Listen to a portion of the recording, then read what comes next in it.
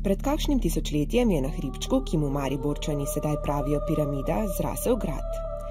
Marburg ali grad v Marki je imel nalogo ščititi rimsko-nemško cesarstvo pred upadi bojevitih ogrov.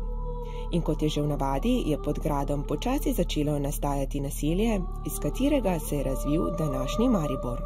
Maribor v srednjem veku je bil nekako zaselek ob Brodišču in šele z ustanovitvijo gradu na Grajskem griču je tudi Maribor začel rasti, se razvijati in nekako, kot je v zgodovini rado, se zgodi, da je pač naš grad nazadoval, Maribor je pa na ta račun seveda uspel in se razvil v nenazadnje drugo največje mesto. Skozi stoletja so okoliški prebivalci z griča odnašali grajsko kamenje za gradnje svojih hiš. Spomin na nekdaj mogočni grad pa je vse bolj bledel, dokler ga v 80-ih letih prejšnjega stoletja ni znova obudila skupinica nadebudnih arheologov.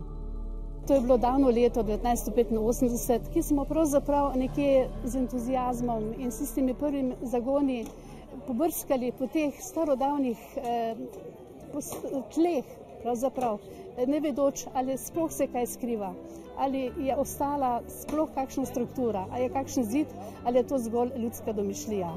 Vendar takoj, že po prvih dnevih, so se pokazale impozantne ostaline in potem smo mi delali in delali naprej, veliko več, kot nam je bilo naročeno, kar se je seveda obrestovalo, da smo potem dobili celoten tloris in tisto osnovo, na kateri smo lahko potem gradili in tudi zainteresirali javnost in občino, da smo lahko leta 2010-2011 nadaljevali v veliko večjem obsegu in veliko večji meri.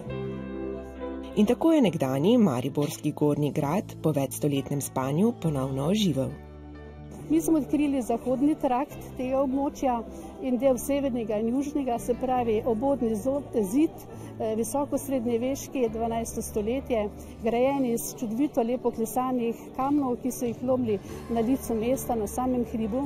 In potem seveda veliko keramičnega gradiva, nekaj izjemno lepih krožnikov iz konca 16. in 17. stoletja, okrašenih z viticami, z rastlinskim ornamentom, skratka v maniri tistega časa. Da bi nastanek mesta predstavili tudi Mariborčanom, so v podzemnih prostorih Pokrajinskega arhiva v slikovitem razstavišču Had pripravili pregledno razstavo o gradu na piramidi.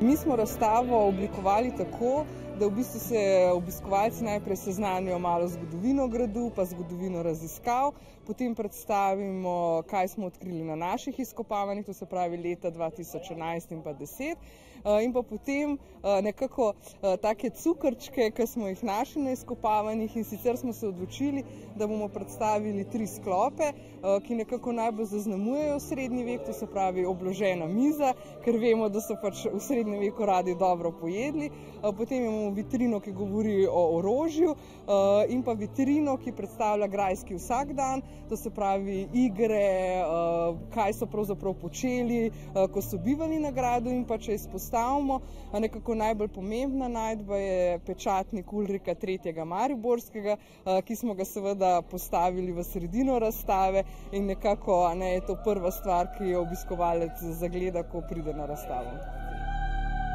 Vendar pa naj bi bil to šele začetek oživitve starega mariborskega gradu, brez katerega mesta danes najbrž sploh ne bi bilo. Polovica gradu nas še čaka in nekako upamo, da bomo tudi to uspeli prikazati in pa skopati, ker sigurno je veliko informacij tudi na drugi strani. Poleg tega upajo, da bo v prihodnosti na vrhu piramide mogoče urediti muzej v naravi, zaščititi izkopanine in obiskovalcem omogočiti, da med grajskimi zidovi znova občutijo čar in mogočnost nekdanjega gradu.